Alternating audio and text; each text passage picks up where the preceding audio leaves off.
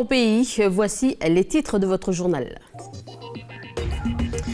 L'hôpital de Koné a ouvert ses portes aujourd'hui. Vous pouvez désormais prendre rendez-vous avec un médecin ou un spécialiste. Après le report de l'ouverture initiale, les professionnels qui devaient travailler dans cet hôpital ont été affectés dans les autres centres hospitaliers du Nord. C'est le cas de Jean-Gabriel, sage-femme. Nous l'avons suivi lors de sa dernière garde à Koumak. Comment appréhende-t-il ce changement? Réponse dans quelques instants. Une femme sur 4 subit des violences en Calédonie, un sujet encore tabou sur le Caillou. Alors comment dissuader les auteurs ou futurs agresseurs? Comment les femmes peuvent se défendre? Peut-être par l'intermédiaire des textes de loi, proposition du collectif des femmes en colère. Les détails dans ce journal. Comment participer à la réduction des déchets de la construction de sa maison aux aliments? Julien Barrault, habitant de Koné, a changé ses habitudes. Des petits gestes qui comptent. C'est ce que nous allons voir à la fin de ce journal. Regardez ces images, c'était ce matin à l'hôpital du Nord implanté à Koné. Les habitants de la zone sont venus prendre rendez-vous pour consulter un médecin ou un spécialiste. Il y a 2 mois, l'ouverture a été reportée à cause d'une bactérie présente dans l'eau et le personnel prévu pour Koné était obligé de travailler dans les centres de Poindimié et de Koumak. À l'exemple de Jean-Gabriel, sage-femme. Hier soir, il effectuait sa dernière garde à Koumak. Est-ce que ce nouveau changement l'inquiète ou le satisfait? Réponse dans ce reportage de Prosper Poigou.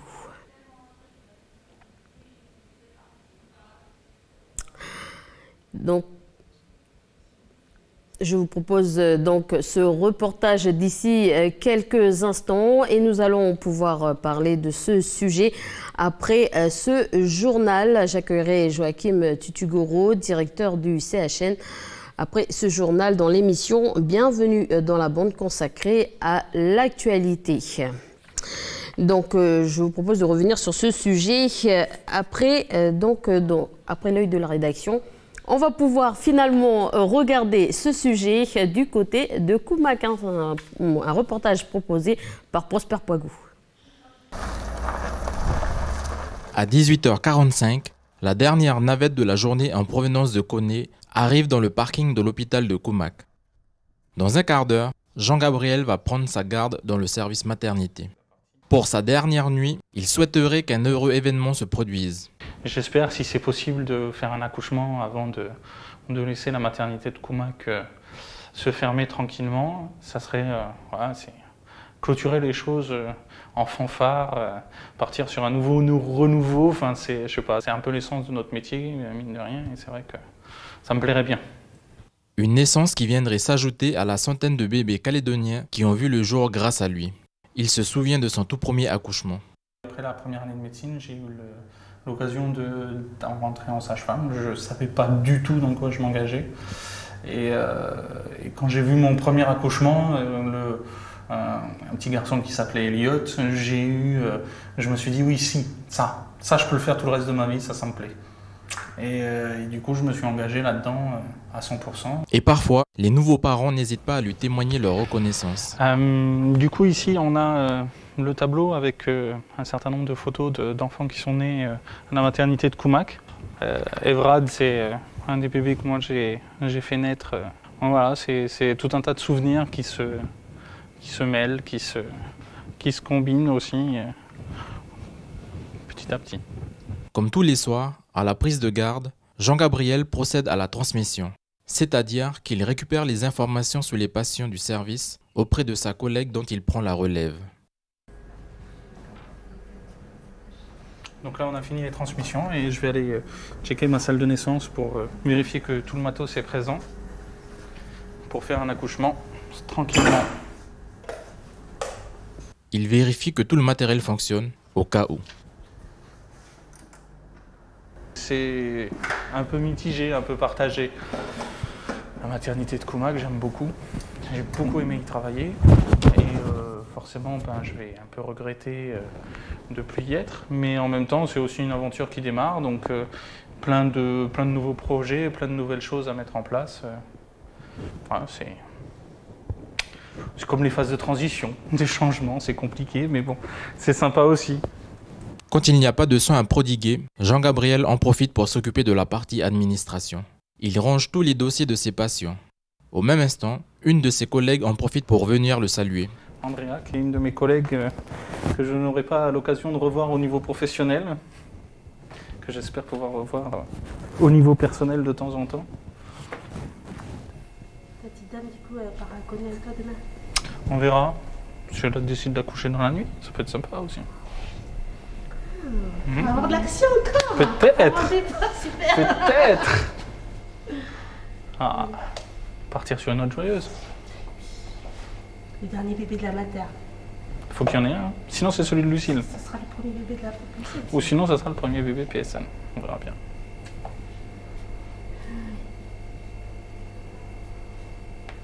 Je vais faire ma vieille verrouille. Je suis aux urgences. Voilà, et pour en parler, je vous le disais, j'accueillerai Joachim Tutugoro, directeur du CHN, après ce journal dans l'émission. Bienvenue dans la bande consacrée à l'actualité. Dans l'œil de la rédaction, nous avons choisi de nous intéresser à la Journée internationale pour l'élimination des violences à l'égard des femmes. Une femme sur 4 subit des agressions en Calédonie. Et avant de nous intéresser à l'actualité en Nouvelle-Calédonie, 9 femmes sur 10 victimes de violences conjugales font également l'objet de cyberviolences de la part de leurs partenaires. C'est ce qui ressort d'un rapport publié hier en France par le centre Hubertine Auclair, relayé aujourd'hui dans la presse nationale. Confiscation de téléphone, exigence de la victime soit joignable en permanence ou qu'elle envoie des photos pour prouver l'endroit où elle se trouve. Les cyberviolences ont de multiples visages qui vont parfois jusqu'à l'installation de logiciels espions sur l'ordinateur ou encore la diffusion du contenu intime sur le web associé à des menaces. Il apparaît que dans 87% des cas, les cyberviolences sont apparues au cours de la vie commune et se cumulent aux autres formes de violence conjugale. Elle entraîne une réduction de l'activité numérique de ces femmes, ce qui renforce leur isolement et donc leur vulnérabilité. Et donc c'est en Orange aujourd'hui que s'est déroulée une rencontre au musée de la Nouvelle-Calédonie. Le plan d'action a été présenté au public. Les violences à l'égard des femmes, un sujet encore tabou au pays. C'est ce qu'a constaté Lindsay Wamou. La violence faite aux femmes, a-t-elle augmenté? A-t-elle diminué? Est-ce que les langues se délient facilement? Les quelques témoignages recueillis aujourd'hui montrent que ce sujet ne s'aborde pas naturellement. Pour moi, la violence de nos jours, c'est encore un sujet tabou, vu que tout le monde a toujours peur de se confier. Du coup, par exemple, dans votre famille, est-ce que vous en parlez forcément de ce sujet? Non, pour moi, non. En tout cas, en Nouvelle-Calédonie, les chiffres sont alarmants. Au pays, une femme sur 4 a déjà subi une agression de type physique ou sexuel au cours de sa vie et 1 sur 8 a déjà été victime d'attouchements sexuels ou de viols avant l'âge de 15 ans. Il faut être vraiment lâche pour taper sur sa femme. Et c'est carrément inadmissible. Enfin, c'est vraiment pas possible. C'est pas respectueux.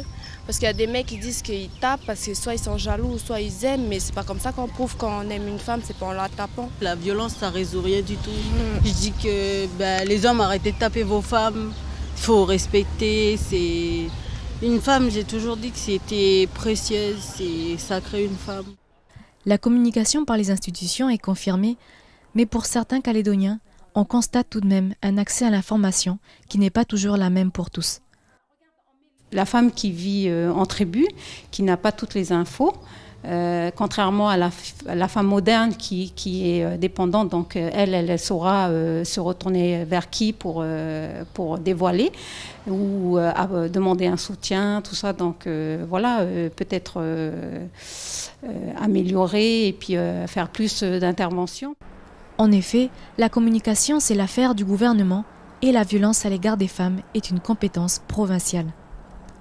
Pour répondre justement à ce problème et mutualiser les moyens, l'année dernière s'est créé le Haut Conseil pour l'élimination des violences à l'égard des femmes, un conseil dans lequel se trouvent plusieurs institutions. Qui nous renvoie Nous retrouvons les provinces, mais nous retrouvons aussi la société civile, des partenaires du développement, la gendarmerie, la police. Et donc tous ensemble, parce qu'il s'agit d'une responsabilité collective, eh bien, nous améliorons en fait tout ce qui est possible de faire pour essayer de travailler plus efficacement en faveur de l'élimination des violences à l'égard des femmes. Le gouvernement compte également poursuivre les formations axées sur le droit de la personne et l'égalité homme-femme. Les bénéficiaires étant aujourd'hui pour la plupart des femmes du milieu associatif. L'objectif, constituer un réseau qui à leur tour informeront et sensibiliseront leur entourage. Alors pour changer les attitudes et dissuader les auteurs ou futurs agresseurs, l'association des femmes en colère propose que les élus travaillent sur un texte au Congrès. Écoutons Valentine Olé, membre du collectif Femmes en colère au micro de Duc Menango. C'est vrai que dans les lois qui sont mises en place pour les violences qui sont faites aux femmes, il y a les violences qui sont faites aux femmes, mais aussi il y a des degrés. Et ces degrés-là, il faut les tenir en compte. Il faut tenir en compte de ces degrés. C'est-à-dire qu'il y a des degrés de violence qui sont tels que même s'il n'y a pas viol ou il n'y a pas mort, c'est du pénal. Ça frôle le pénal. Et ça, il faut que ce pénal-là soit remonté. Et les sanctions soient prises en compte par rapport à ce degré de violence. Mais ce qui me déplaît le plus, c'est qu'on me dit, oui, mais chez vous, les Kanaks, c'est culturel. Ah, j'ai dit non. Ce n'est pas culturel. Il faut arrêter de dire que nous, les Kanaks, que tout ce qui se passe, c'est culturel ou c'est coutumier. Je regrette. Nous sommes des êtres comme les autres. Nous respectons... Enfin, je sais que les hommes, la plupart des hommes Kanaks respectent leurs femmes.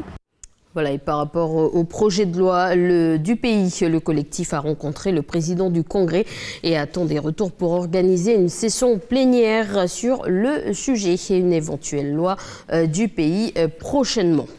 Alors, parmi les rendez-vous organisés dans le cadre de la lutte contre les violences faites aux femmes, à Ouvéa demain et vendredi, des journées de sensibilisation au bien-être des femmes sont organisées pour favoriser la cohésion sociale.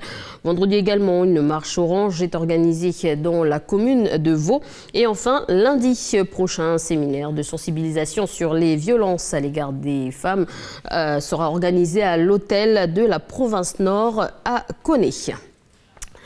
Comment participer à la réduction des déchets? Julien Barraud, habitant de Koné, a changé ses habitudes de la construction de sa maison aux aliments. Il nous montre ses petits gestes dans le feuilleton consacré à la Semaine européenne de la réduction des déchets. Océane Zobler l'a rencontré.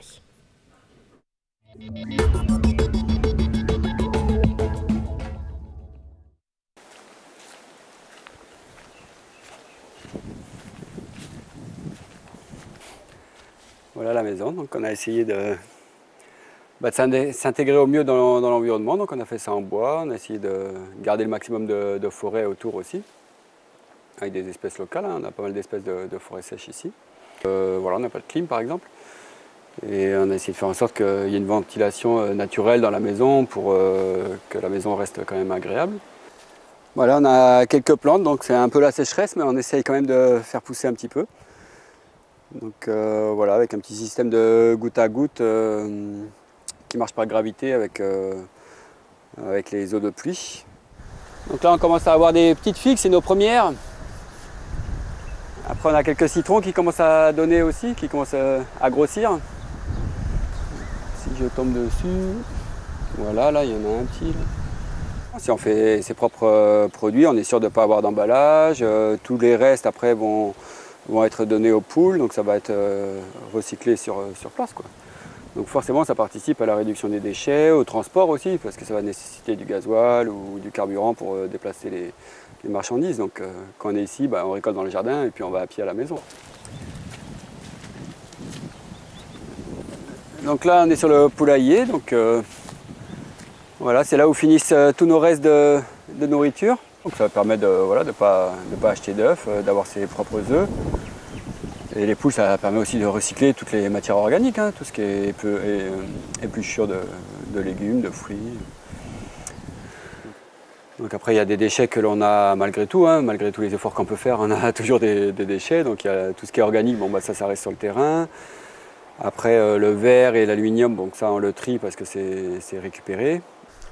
Donc voilà, après au niveau des produits qu'on a l'occasion de descendre sur nous-mêmes, on fait souvent des achats de produits en vrac.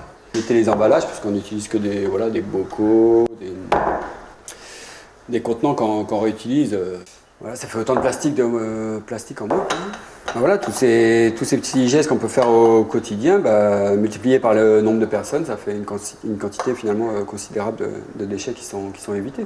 Après, au niveau du produit vaisselle, on peut utiliser aussi du produit solide, donc ça évite d'avoir des emballages en plastique, quoi. Voilà, et on utilise aussi du vinaigre d'agrumes. Donc c'est simplement du vinaigre d'alcool dans lequel on a fait macérer des pots d'agrumes. Et donc ça c'est efficace pour nettoyer tout type de surface, hein, pour nettoyer la table, pour nettoyer les plans de travail, etc.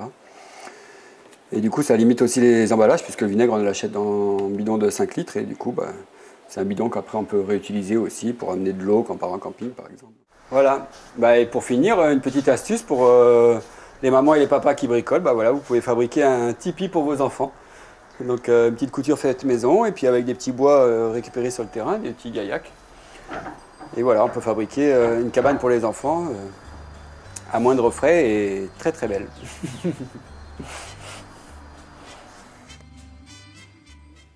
Voilà, demain nous assisterons à la chasse aux déchets organisée par la classe de 4e du collège Sacré-Cœur à Bourail.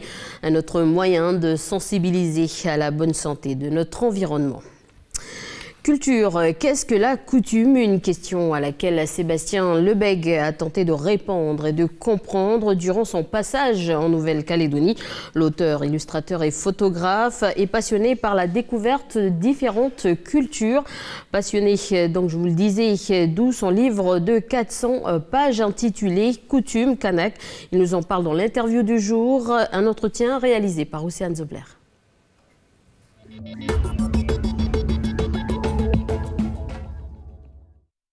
Bonjour Sébastien Lebègue. Bonjour. Merci d'accepter notre invitation sur Calédonia. Vous avez sorti ce livre qui vient d'être publié, Coutume Kanak. Ce livre qui est vraiment original puisqu'il y a 6 grandes thématiques avec de nombreux témoignages, dessins et surtout des photos. Est-ce que c'est vraiment votre marque, on peut dire ? Oui, bon, déjà mon écriture première en fait est la photographie. Je me considère comme photographe avant même d'être dessinateur. Et dans mes reportages, en fait, j'utilise des outils, et donc bien sûr l'appareil photo ou mon carnet de dessin, mon carnet de notes, etc. Et à chaque fois, ça dépend de la situation, ça dépend de ce que j'ai à noter. La photographie, elle va noter plutôt l'instant, le moment précis ou le geste, parce qu'il est particulier, il peut s'arrêter. Et d'autres moments vont être notés par le dessin parce qu'il faut prendre le temps, il faut savoir se poser, être avec les gens. Pourquoi aujourd'hui, 2 semaines après le référendum? Ce projet n'est pas du tout politique, c'est un projet qui est là pour parler des gens, parler de leur culture, et dans le but de transmettre et de faire connaître. Pourquoi la Nouvelle-Calédonie? J'ai une amie qui vivait à Pouilloux, à côté de Touault, et qui avait été accueillie par la tribu. La tribu s'était réunie pour lui construire une case. J'ai pu loger dans cette case, et c'est la première fois que j'ai eu cette notion de coutume. Ce mot coutume, il est arrivé, et il y a la question qu'est-ce que c'est la coutume qui est restée avec moi pendant toutes ces années, jusqu'à ce que je puisse revenir pour faire ce travail-là. Voilà. Est-ce que c'est plus facile d'être étranger finalement pour écrire un livre de ce type-là? Ça ne viendra pas de moi, mais ça viendra de personnes qui m'ont témoigné en fait de leurs difficultés en tant que Kanak, parce qu'ils n'avaient pas accès à l'information, ou parce que par leur position sociale, ils n'avaient pas le droit à l'accès à la parole, entre guillemets. On m'a souvent dit, ah oui, mais tu vois, moi je vis là, ce que le vieux il t'a dit, moi il ne me l'a jamais dit, je ne le savais pas, je l'ai appris par toi. Et ça moi, ça m'a fait un grand plaisir, non pas parce que j'ai pu récolter de l'information, mais c'est parce qu'il y a une information qui va véhiculer. Est-ce que vous pouvez nous lire un témoignage ou un passage qui vous a marqué? Allez, je vais prendre... C'est au début, c'est un passage que j'aime assez, qui est dit par Armand Goroboreggio, qui est très connu et qui dit pardon. Aujourd'hui, j'ai parlé depuis hier, j'ai parlé depuis longtemps, j'ai parlé depuis la nuit des temps, j'ai parlé jusqu'à hier, j'ai parlé jusqu'à aujourd'hui et aujourd'hui, j'ai posé ma parole ici. Maintenant, j'ai fini de parler. C'est à vous de reprendre ma parole et en votre âme et conscience, à vous de reprendre ce que j'ai dit et d'y donner une suite. Olé, Naboué. Quand il parle de ça, en fait, il parle aussi de l'évolution de la coutume. C'est-à-dire qu'elle n'est jamais fixe. Il y a des choses qui se disent et forcément, le temps avance. Et même si les choses étaient là il y a très longtemps, demain, demain reste à construire et demain sera encore différent. Et puis, quelle sera votre prochaine destination où vous allez pouvoir ressortir votre carnet de voyage? Je continue en Polynésie. Voilà. Merci, à très bientôt. Merci à vous. Voilà, après des tournées en province nord, l'auteur sera à Nouméa jusqu'à dimanche et demain, il sera à Calais-Dolivre pour des séances dédicaces. Le collectif Terre Brûlée s'est fixé comme objectif de se réapproprier les savoirs perdus par la colonisation et de les transmettre aux jeunes générations. Parmi ces savoirs, celui de la flûte traditionnelle. Depuis 2012, le collectif a entamé un grand travail sur cette tradition perdue. Après avoir eux-mêmes appris à les fabriquer et à en jouer, ils ont effectué un travail de recherche à travers de la documentation et des rencontres sur le terrain. Aujourd'hui, ils sillonnent le pays pour transmettre ce savoir et les valeurs qui l'accompagnent. Audrey Poedi a suivi Ricardo, un des membres du collectif. On va commencer. Première étape, aller collecter les roseaux. Les roseaux, c'est pas des bambous, ça c'est du bambou. Et là, vous amenez dans mon magasin de musique personnelle. Quelques heures avant un atelier d'initiation à la flûte traditionnelle, Ricardo vient couper des roseaux qui seront utilisés par des enfants de la région de la Foix. Ce style de bambou là, une fois sec, voilà comme ça là. Ça aussi, ça peut devenir une flûte. Voilà, casse ici, et puis on peut en jouer. Le truc, c'est que quand on est en atelier avec les enfants ou en démonstration, il est plus facile de percer les roseaux, parce que ça va plus vite. Si la transmission du savoir de la flûte traditionnelle est l'objectif principal, ce n'est pas le seul. Le travail qu'on fait, c'est s'approcher, trouver un moyen de s'approcher de ces jeunes, de cette jeunesse qu'on dit en perdition, déshérence, en tout ce qu'on veut. Nous, avec les mots, l'expérience qu'on a eue déjà, on peut leur apporter un peu des solutions. Après la collecte, Ricardo se rend chez lui pour procéder à la découpe des roseaux qui seront ensuite travaillés par les enfants. Au total, une quarantaine de flûtes ont été prédécoupées. Ce qui est bien avec la flûte, le travail de la flûte, c'est qu'on passe par le biais du conte. C'est un conte au départ qu'on raconte aux enfants et en même temps que je raconte le conte, je fabrique la flûte. Et en fait, quand l'enfant il regarde tout ça, mais il y a une clé, comme dans tous les contes, il y a une clé. Sur place, le conte captive les tout petits comme les grands. C'est pour appeler le vent. Donner à l'enfant.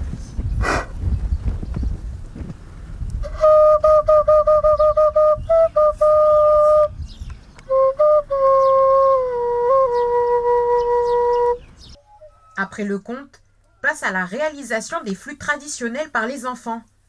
Et dès qu'elles sont prêtes, les enfants les testent immédiatement.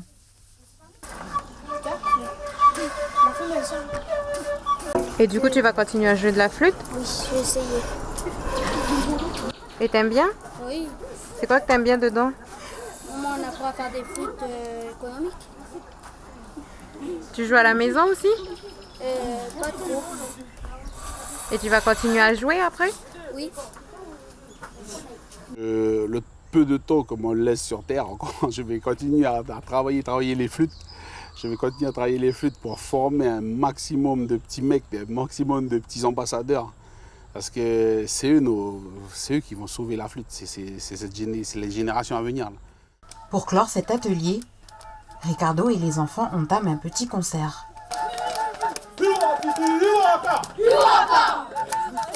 Pour fermer ce journal, un mot de football féminin avec la Coupe des Nations d'Océanie actuellement à Yoshida Kone. Les Calédoniennes affrontent les filles de la Papouasie-Nouvelle-Guinée. À la deuxième mi-temps, le score est de 5-1 pour la Papouasie-Nouvelle-Guinée. Le match est toujours en cours. Voilà, c'est la fin de cette édition. Merci de votre attention. Retrouvez juste après notre émission Bienvenue dans la bande. Mon invité, Joachim Tutugoro, le directeur du CHN.